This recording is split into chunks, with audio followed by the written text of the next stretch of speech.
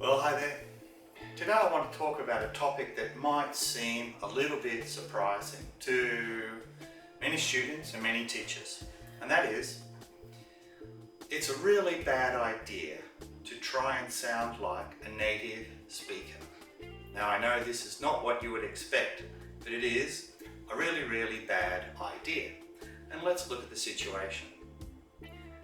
Oftentimes students say to teachers, I want to sound like a native speaker.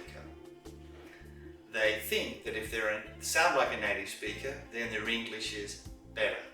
So they ask the teacher to help them. The teacher's not a bad person, neither is the student. So the teacher wants to help them, so they start giving them hints or ideas about sounding like a native speaker.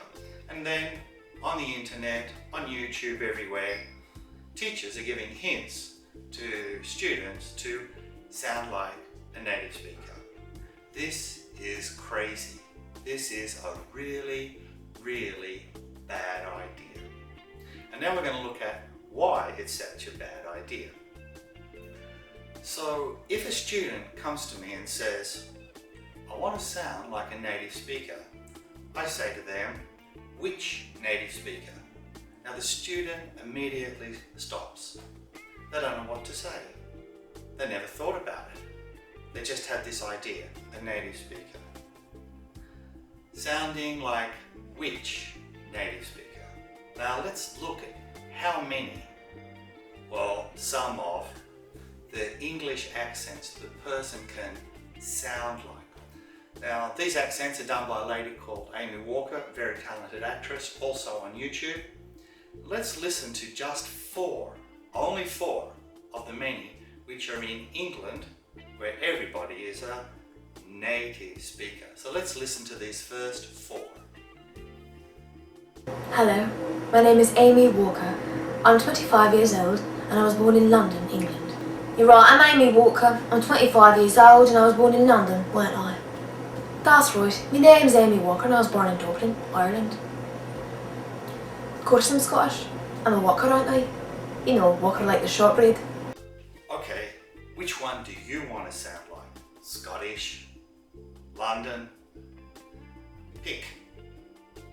Now let's listen to three accents from Europe, that is English accents that are spoken by people who have something else as their native or home language. Let's listen to these three accents. Buongiorno, my name is Amy Walker and I'm from Italy. Guten Tag, my name is Amy Walker. I'm 25 years old and I was born in Berlin, in Germany. Hello, my name is Amy Walker and I'm from Moscow, in Russia. Okay, well, which one do you want? It's going to get a lot worse. Now we're going to listen to 5 accents from around the world spoken by people who are native English speakers. Let's listen to how different they are. Okay, Amy Walker again. Hi again, I'm Amy Walker. I'm 25 and I was born in Sydney, Australia. Well, hi there, how are you doing? I'm Amy Walker. I'm 25 years old and I was born in Texas. Hello, I'm Amy Walker. I'm 25 and I was born in California, LA. Well, hi there, my name is Amy Walker. I'm 25 years old and I was born in Charleston, South Carolina. Oh, hello, I'm Amy Walker. I'm 25 years old and I was born in Toronto, Canada. That's not all the accents of people from around the world. If you want to study all the accents, all the English accents of people around the world, it's going to take you 100 years and you're not allowed to eat or drink. On the left-hand side of the screen now, scrolling down slowly, is a list of all the official English accents listed in Wikipedia. And if you want to study them all and sound like a native speaker, good luck. Now where does this idea come from? Well, maybe 50 years ago, you just studied English with an English accent, or American English with an American accent, and that was fine. But since then, we've invented the internet. Since then, we have global business. You can talk to anybody in any accent. let's look at a real world example. I live in Taiwan. One of my students learns English. She's a native Chinese speaker, but she learned English with an American accent.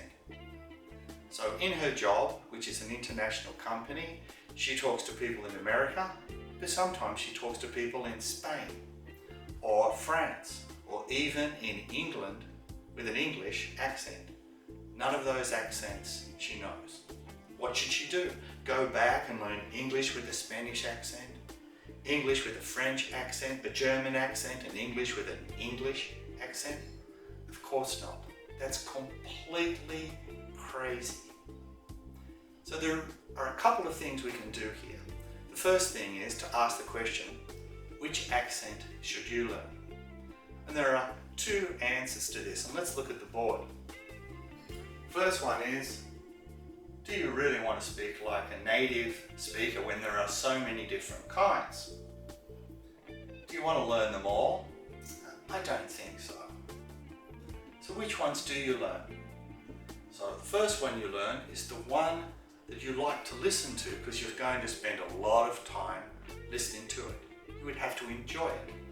And the second idea is listen to English spoken in a culture you might be interested in, American culture or European culture, or something you know that's going to help you if your company only talks to one other country in business English. So this is the first video and this is the first part. You can talk like a native English speaker, but which one? There are over 50.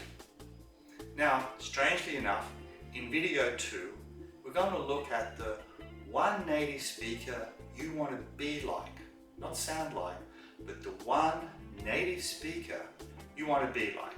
And we're also going to talk a little bit about accents.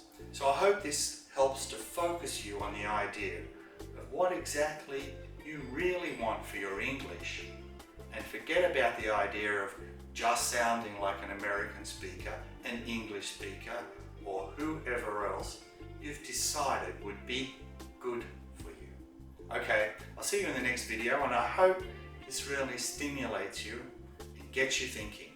Cheers for now.